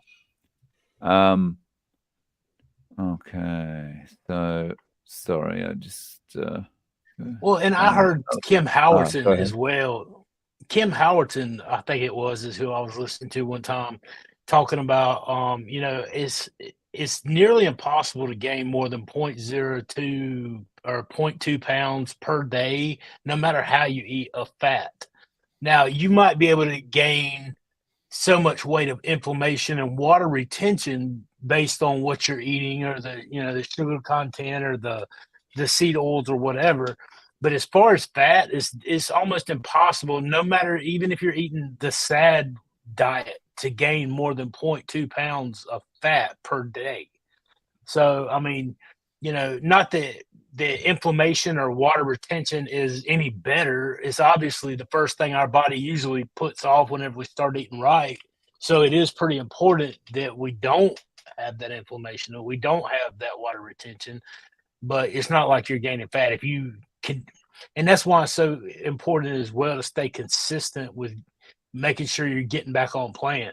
You fail when you quit and you fall off and you stay off, versus if you mess up, it's not the end of the world. You didn't negate everything you did. Just get up and get back on track. Get back on the path. Just get back. That's the main thing. Hmm. And it'll straighten out. You know. Sorry. Go ahead, Dave. No worries. Okay. For the musicians in the room, what music do you like to play on the instruments you either played or play? Bluegrass, bluegrass, rock, country, R&B, etc. So, Larry, what kind of music do you like to play? On my acoustic guitar, I like to play some old Neil Young, Bob Dylan, and on both guitars, Metallica. That's pretty much my repertoire. I could play most songs from the first 4 or 5 albums. Yeah, 5 albums from Metallica, and that's it. That's really, I learned when I was a teenager, self-taught, and I pick it up at different periods in my life. Like I said, for decompression. But that's pretty much all I play. I'd like to learn how to play some gospel music, start singing, right, Sean? How about you? That's what's up. Yeah, so I mean, I can actually play. That's as I mentioned before. That's the I can't make it move now. That's definitely not my piano. This is definitely not my house. I don't know whose house I've ended up in, but it's a lot cleaner with less stains on the carpet than my house. So, but I can read a little bit of music and I can play a little bit of music. I played the piano. I played a little bit of guitar, and I actually in I think what 6th or 7th grade I played the saxophone. I can't play it anymore. I forgot all that. But as far as music, listening to music, like I used to listen to everything, but back in I guess February of this year, I just quit listening to anything but like worship music and gospel music, just because, you know, not that there's anything wrong with a lot of the other stuff, and some of it's get good beats and great music. I just try to keep my head focused on what I want to be focused on, what I need to be focused on, and keep me in the right frame of thought. And I just found that it just helps me. It helps me to stay focused on the things that I value and the things that I put as important in my life. So that's all I listen to now. Kip, what about you, man? Play any instruments? I have a couple guitars laying around the house, and I when I was a teenager, I used to play a lot of, well, not a lot, but I used to play country music, like some older country music, not a lot of the newer stuff. But but once I started going to church and everything, then I started playing more like worship music or contemporary Christian music, stuff like that. But not very good, just playing around. But anyway, so I mean, that's kind of how I am with the music, and that's also like the way I listen to music too. I like listening to Christian music now, whereas when I was growing up, I listened to tons and tons and tons of country music. But now Christian music's the main thing that I lean towards. Hey, I see you peeking around there, girl. That's all right. She won't come in now. You gonna say hello? Oh, okay. All right. Oh man, yeah. So Kip, you got to bring the guitar with you when you come out this way. We'll have to have us. I'm not very good. I want to listen to Dave play because he can. Hearing him talk about playing, he can play. Me? No, not Dave. I meant to say Larry. I was gonna say all I can play is the triangle. No, the thing about the guitar is to hold your skill level, you have to play every day. You know what I mean? I mean, you really do. I've gone 5 years without playing, and then I pick it up for a year. And so, but one thing about the carnivore diet, I did a short on it a long time ago. My inflammation was so bad I could not play anymore. My hands would go numb. And now if I want to sit down and play, I can, which carnivore diet rocks. it's one of the reasons. So. Yeah, that's what's up. I mean, we'll be sitting, we hang out around the fire and kick it. That'd be cool. Have a jam session. Yeah. Russ, thank you for the super chat. Sean, you rocking that Kirk Franklin, bruh. Yeah, I like Kurt Franklin. I ain't got nothing wrong with Kurt Franklin. I like Kurt Franklin. Matter of fact, I mean, I can show you my playlist. I got let's see what we got. I got, obviously one of my favorites is Charity Gale, and then Mine too, Sean. I was listening to her today. Matter of fact, I had to write her, like, I went on a thinking tour, basically thanking all the people that really influenced me to help obviously I feel like God is the one who gave me the strength and the power to do it during the time when I made some changes in my life. But Charity Gale had actually just came out with her second album, Thank You Jesus for the Blood, and like it was definitely something that um it meant a lot to me during that time and helped me think clearly. And there's a song on her second album called I Speak Jesus. And it just there's a line where she says to all those who are depressed and addicted, basically is who she was speaking to. And my mom went to a concert and saw her and got a poster signed by her and brought it back, gave it to me during that time period. And I didn't really listen to her at the time. And it just kind of one thing led to another, and I got to listening to her. And anyway, long story short, like it meant a lot to me. It really changed the direction of the way that my mind was going and helped me to snap out a little bit and start focusing on, other things and the way of eating. So I got a lot of Charity Gale, people and songs, everything from Cody Carnes to We listen to Chris the same Brown. music. Yeah, Chris Brown. I mean, I know a lot of people don't like, some of these churches and stuff and have things against them, but I tell you what, I get to worshiping and I get to listening to some of these songs, "Old But God" by the Worship Initiative. Um, man, I just get all of my stuff and just get to praising. So it keeps my head focused, keeps me in the right frame of mind, and keeps me doing what I need to do. So yeah, I ain't got a problem with Kurt Franklin. I like Kurt Franklin. Nice. Okay.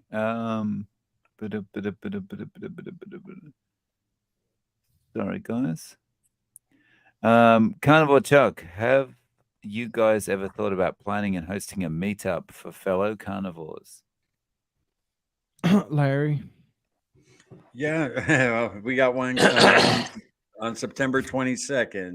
Carnivore Chuck. Sean will be there. Kip's going to make an appearance. It's in Greenville, South Carolina, and what's the name? Paris Mountain State Park. We still got spots. I think we got like 19 spots still. We got 50 tickets available to start, and I think we have 19 left. So cutoff dates, I think, in a week. We got to know how much food to buy for everybody. So if you can make it, we're gonna have a good time. I know Dave's gonna fly out from Japan, and we're all gonna hang out. I wish he could, man. Oh man, I'd that'd be love so to. cool. I would so love to. That would be awesome. amazing awesome. if Dave was able to But be yeah, there. I there you know go, it's Chuck. too far to travel right now. Nice. So I'm not sure from whose channel this is, Oh but yeah. Java James is a new member. Very Thank you, cool. Java James. Thank you, James. Yeah. I believe that was on mine. I appreciate that, brother. Thank you. Okay, and we've got a question from Paul and Tina. What initially motivated each of you to take a leap of faith to try the carnivore diet? Thank you for being an inspiration to us. Kip, what motivated you? Desperation. I was desperate for change because everything that I had been doing before wasn't working. And I was just getting bigger and bigger. I mean, I felt like I was as big as a house. And I wasn't proud of it. And then when my daughter was born, when she got to be about 6 to 9 months old, I started having issues picking her up, and doing things with her, pulling her out of her crib and laying her down in her crib at night. And I'm thinking, dude, like, I'm only 29 years old and I can't do this stuff. Like, what kind of a man am I? And so I was like, I have got to do something different. And I had, of course, I'd heard Dr. Berry talk about it because I did keto multiple times, and I watched the Joe Rogan podcast and all that stuff, and Jordan Peterson, all that stuff. But then I just decided, like, hey, I've got to do it. I've got to at least give this a try, because the next step was going to be either having some type of gastric surgery or something, or dying. So I was desperate, and I gave it a shot, and it sounded crazy at the time, but I'm glad I did it. Anybody else? Larry? Our initial motivation for getting on a low carb way of eating, proper human diet, was Cassie's colon cancer. Now, after she had it removed, we were like, well, eat as clean as possible. We started the ketogenic diet. She looked up some other stuff, the Garrison therapy, like juicing carrots, and we looked up quite a few things, but we ended up with keto. And then obviously following Dr. Tim Berry, then he transitioned into carnivore. And it was like, well, okay, I mean, sounds good to me. Everything is so simple because the ketogenic diet can be a little, not, I guess, complicated. Meal prep and tracking your macros, and the carnivore diet just seems so easy, and that was why we, and Kimberry, that's why we jumped over. But we just want to try and eat as clean as possible. Now, that food addiction, rears its ugly head. Cassie and I have cheated on the diet, her being a cancer survivor. So, and then as far as like inspiration for my YouTube, I started in there was Laura Spath, seeing real people do it. Laura and Chris Spath, they had already completed their journey basically, but she was inspiring people she inspired us with her videos. So, Sean. Yeah, I was in a place of hopelessness and desperation. I was grasping for reasons to continue living. I was depressed. I'd spent a long time trying to find purpose and direction. And, I read a quote this week and it said, people don't make changes until not making changes. Well, what is it? Most people don't change until not changing is a less comfortable option. So, to me, that resonated with me this week. And that's basically where I was at. I was at the point to where I didn't want to live anymore. And so it was either change or the alternative. And finally, I've come across Dr. Kim Berry. I don't think anything happens by chance. And just like so many other people, have that same, testimony. I just listen to him talk. And the more I listen to him talk, the more sense he made. And the more I tried it, the better it got, and the rest is not so distant history. But yeah, just listening, finding the facts, and in all honesty, if you can't, like, carnivore is super simple. It's one of the most easy things you'll ever do, changing the way you eat in your life. Now it's going to take a little determination, a little grit, whatever, but most of the consistency and all that stuff is focused on what what benefits and goals you're trying to get. Eating steak, there's nothing hard about eating steaks, bacon, eggs, and animal products. I mean, I can think of a lot worse thing, like juicing carrots. Like, come on now. There's no way in the world. There's no way in the world. And getting that satiating feeling from the protein and fat after so long just takes over. So it just worked. Dave? Initially, I was motivated to get onto keto to control alcoholism and food addiction. And it just morphed into carnivore. It wasn't intentional with me. I just saw a Ken Berry video one day and thought, okay, I'm going to try this. And it worked. And the rest is history. So, yeah, I wasn't intentional at all. And Laura, thank you very much for the super chat. Much appreciated. We've got a very interesting question here that I'm dying to get to. From Money Mac. If each of you had a book written about your life and journey, what is your book title? Sean, you want to start first? What's your book title? I can't give it away, man. I am trying to write a book, and I do have a title for it, but I'm not giving it away. No, seriously. I've been thinking about that for a long time, and whether it ever gets put out or anybody ever reads it other than me, I don't know. But of course, it's intentional. That's the name of it. just intentional and just talk about my life and the intentionality that I found and those kinds of things. Just tell my story in its entirety, not just about the last 3 or 4 years. Definitely. What about you, Kip? You got any ideas for a book? What would it be? Dude, like that is like so deep that I can't even think of what it would be. I don't know. Hopefully, I'll just be happy people having nice things to say with me when I'm dead and gone at my funeral or something like that. That's my goal in life, is to show love to people and truly love people and care for other people, because one day, when people look back when I'm dead and gone, I want them to, be like, man, he was a great guy that actually cared about people, So, I mean, I can't think of what a title would be, but love, love people. There Um, you go. what about you, Larry? Well, a few times, I don't know, maybe 4 or 5 times in our life, we've had people offer to write or help us write a book about our story. And, it having to do with my sister's murder when I was 18, and then my mom was murdered 10 years later the same way.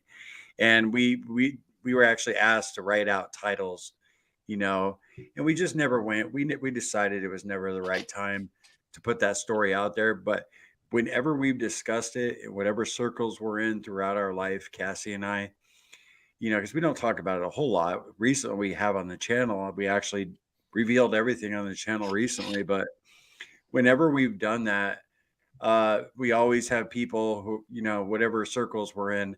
Oh, well, I know so and so, or I know, we get a phone call with an offer. Actually, just since we put out those videos, a couple people have reached out to us. And the title I always came up with was Twice, because it happened twice to us, which is, I mean, what are the odds? It was the same exact scenario, murder, suicide. And then it almost happened a third time to our daughter. And we actually had to relocate and disappear, And so that it's funny you should ask that question, but because I've actually sat down and wrote out a bunch of titles. And I like yours, Sean, intentional for you. I like that. I dig that.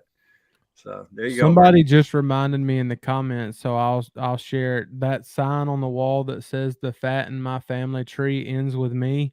I started saying that when I first started Carnivore. I don't know if that would be like the book of my life, but like if I wrote multiple books, that would probably be one of them, because I mean, I was going down a super dark road, and things weren't going good, and because I gave Carnivore a try, like I've actually started losing all that extra fat. And I want to be an example for my kids and grandkids one day or whatever. So I meant it when I said the fat in my family tree ends with me. So I'm not gonna say that might be the only book of my life, but if I ever wrote a book, that'd probably be one of them. And you're doing it too, brother, because I went back today actually and was looking at the interview from how long has it been? April, May, June, July, August, like 4 or 5 months and 6 months almost now. The very first time you and I sat down and did a live together. And just from that time to now, you can tell a huge difference, even in your face sitting here today, man. So I'm proud of you and the things that you're doing, man. You're killing it. So you keep pushing forward and stay strong too, because you getting it done too. The fat in your family tree stopping with juice. Absolutely. I watched that interview a couple weeks ago, so it really is cool going back and seeing that stuff. Nice. Okay. So, if that was me, I think the title of the book would be "Seriously?" because every kind of step of my life has always ended up with me looking at things and going, seriously? It was as easy as that. I mean, that goes for Carnivore. It goes for basically every area of life. I feel like we overcomplicate everything in our lives, and it doesn't really need to be that way. And yeah, so Dave, yours wouldn't be like something like Carnivore Pop Tarts or something like that? Carnivore Pop Tarts. Oh, that's a nice one. Steak Pop Tarts. Nice. Raspberry. Oh my goodness, I'm feeling hungry now, Kip.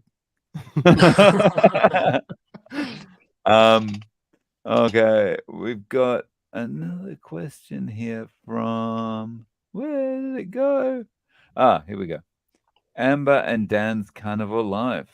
Will you guys start having guests in the live? I am a guest. And we have had guests in, like Dr. Chafee's been in a lot of the lives with us. We had Bob on the other week, and yeah, Yeah. yeah. I mean, We're always yeah. I interested in mean, having people on. mm. Sorry, Sean, I cut you off. Oh no, I was just saying. Yeah, I mean, we've had Chafee on. We've had, it's morphed into. When me and Kip sat down and started doing this stuff, I just went to him with the idea and was like, "Look, I got this idea. Let's get together. Let's bring people together and fellowship and have a good time." And I actually talked to Chafee Tuesday, and he was actually going to try to make it into this one, and I hadn't heard back from him. I don't know what he got involved with or whatever. And we didn't get it worked out. But I mean, we have guests on from time to time. Just depends on how it goes down and what's going on. So, no telling. Certainly, somebody will be on. You trying to say we need more than just the four of us, man? I'm content. No, I'm just kidding. No, it's just how it worked out. So. Okay, Nola Carnivore, Daryl. Do your friends and or family still think you are crazy doing keto or carnivore, even though they have seen the results that have happened? Larry. No, they don't say anything anymore. You know what I mean? They're just happy that we really don't have any other family members that are really overweight. Our daughter Holly struggles, and she's doing keto and carnivore off and on. But everybody else, they just whenever we're sitting down to a meal and we have other family around and we're digging into our steak or our burger patties, they look at us like, "You poor thing, you can't have this bread," and I get it, you know. So, but yeah, that's about it for me. Kip, what about you, bud? They think you're crazy. Oh, they thought I was crazy before Carnivore. but I would say like it's more so now the ones that you don't see on a regular basis. The ones that you don't see on a regular basis, but then you see, or you go out to a restaurant with them and you see them, or like a family event, they see you only eating meat there. They're like, you get those same questions like, "Oh my gosh, that's all you eat." That like even today, I had a friend say, so you don't eat any vegetables?" And I'm like, "Yeah, none, none." And they're just like, "But what about vitamins and what about this?" And I'm just like, "None. Like you get tons of nutrition from beef." And so I mean, you get stuff like that, but most of the people in my immediate family that are around me all the time, they've they've either just kind of give up and realize, hey, this guy's for real, this is what he's going to do, or they've started to realize that hey, everything's all right. He's getting great results, even though it's not something that we're doing. We're seeing him get great benefits from this, so we're going to cut him some slack. Anybody else? Sean? Yeah, so most of my family's eating this way now. My wife, my mom, my brother, most everybody. My sister-in-law, my brother-in-law, they're all eating this way now. I'm sure they did think I was crazy, but it wasn't anything new. They probably, they knew I was crazy before carnivore.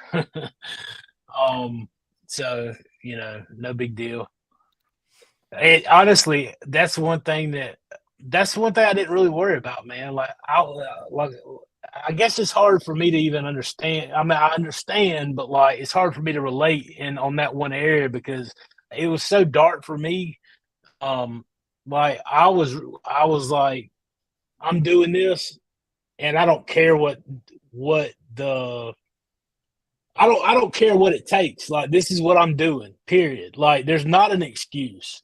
You know, I had my teeth pulled. Like I had, you know, whatever the reason. I was not going to let that be the reason why I didn't give this the full chance to work and experience what Dr. Ken Berry said would happen from eating this way. And that's exactly what I wanted. And I was not, no excuse was going to be good enough for me. I wanted to make it happen. And when you get to that point that you're tired of living the way you are, and you're not going to let anything stand in your way, then nothing's going to stand in your way. The reason we don't change and do what we say we're going to do is because we want something else just a little bit more than what we're talking about wanting. So, I wanted to be healthy. I wanted to get rid of the depression more than anything in the world. I wanted to thrive in life and experience and be able to do life again. I wanted to be able to walk again longer than 30 seconds without feeling like a one of them goats that passes out because I can't stand up anymore. Um, I wanted those more than anything, and so nothing was going to be a good enough excuse for me not to get there. 100%. So no, they don't think I'm crazy anymore. That's I my family and friends, if they some of them probably do still think I'm crazy, but they 15 months in, they realize nothing's gonna change now, so no one says anything to me. So yeah, maybe they're probably nodding and backing away slowly, but no no one's outright saying anything to me. All right. Dharma Dreams says, have any Japanese journalists or media discovered your channel, Dave? Have you done any interviews about carnivore in Japan? No, I haven't. That said, I actually want to get out there and do my own interviews. I want to kind of set myself up in a busy train station one day or something like that and try and talk to people and say, hey, you want to know about this carnivore thing, and just see what people's reactions are like. I need to get a friend to help me with it though, because I need someone to do the filming and all this kind of thing. But yeah, it'd be really cool to check people's reactions, because Japanese people tend to have quite exaggerated reactions when they're hearing something for the first time. Okay, so we've got one question left, and I think it's probably a good question to end on. From Running Tab 12. What do you guys love most about your partners? Okay, Kip, you want to take this one first? Sure, why not? She's my best friend. So definitely that. Like I can talk to her about anything. Like we can go have fun. Not everything's always about like being physical, like what some people might think. I mean, we just like enjoy each other's companies or go and play a game or go hang out with friends or whatever. But and also like um she always knows exactly what I'm thinking. Like even like I don't know what she's thinking, because you can't never figure a woman out, but she always knows exactly what I'm thinking. So I mean, I like that. Like we could be around a lot of people and she can look at me and she knows exactly what's on my mind or what I'm thinking about. So I love that about her. Larry. Yeah, Cassie's half of me, and been through so much together. I pretty much say the same thing as Kip. In general, she's my best friend. Knows what I'm thinking. But as far as like little quirks or stuff like that, I always, whenever she giggles, like she loves kittens and cats, and she'll be watching like some YouTube videos that are, and she funny, and she'll be sitting there giggling, and I just look at her from a distance and just kind of melts. It's like I've always loved her giggle. So, Sean. Oh man, that's a tough one.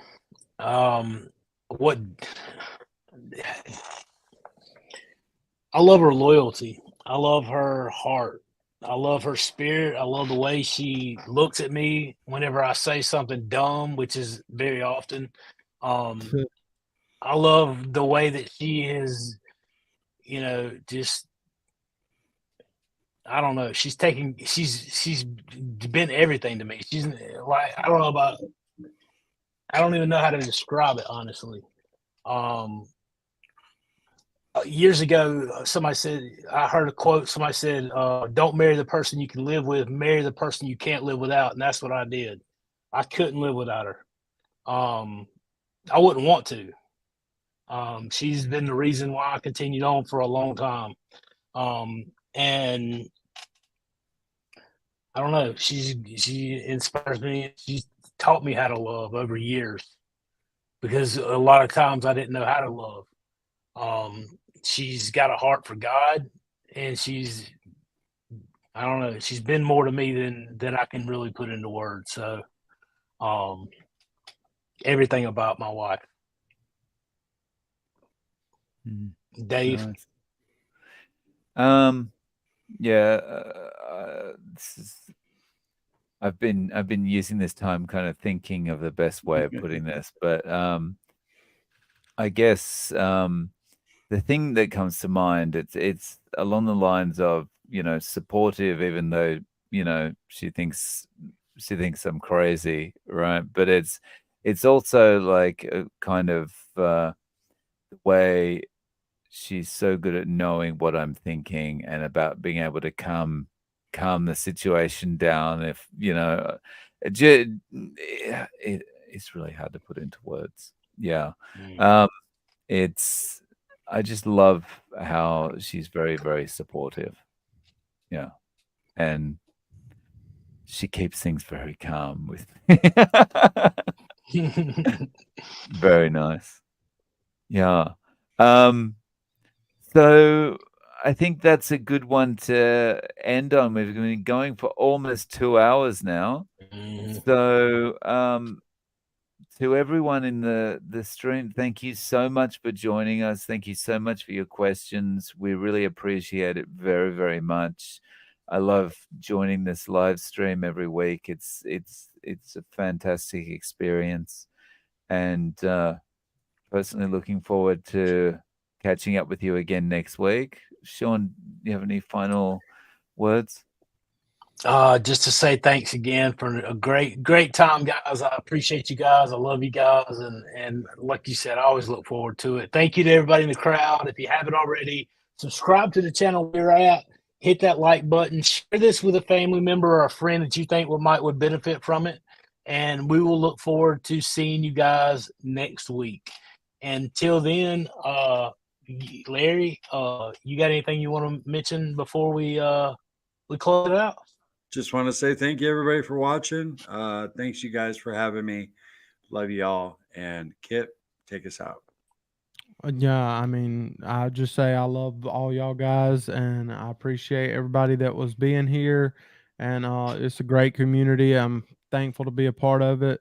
And if you haven't started yet, hey, some of us felt like there wasn't no hope for us, and there was hope for us. So there's hope for you if you're that person that's watching and you're stuck on the couch, or you're stuck in a hospital bed, or wherever. I don't know what your situation is, but there's hope for you too.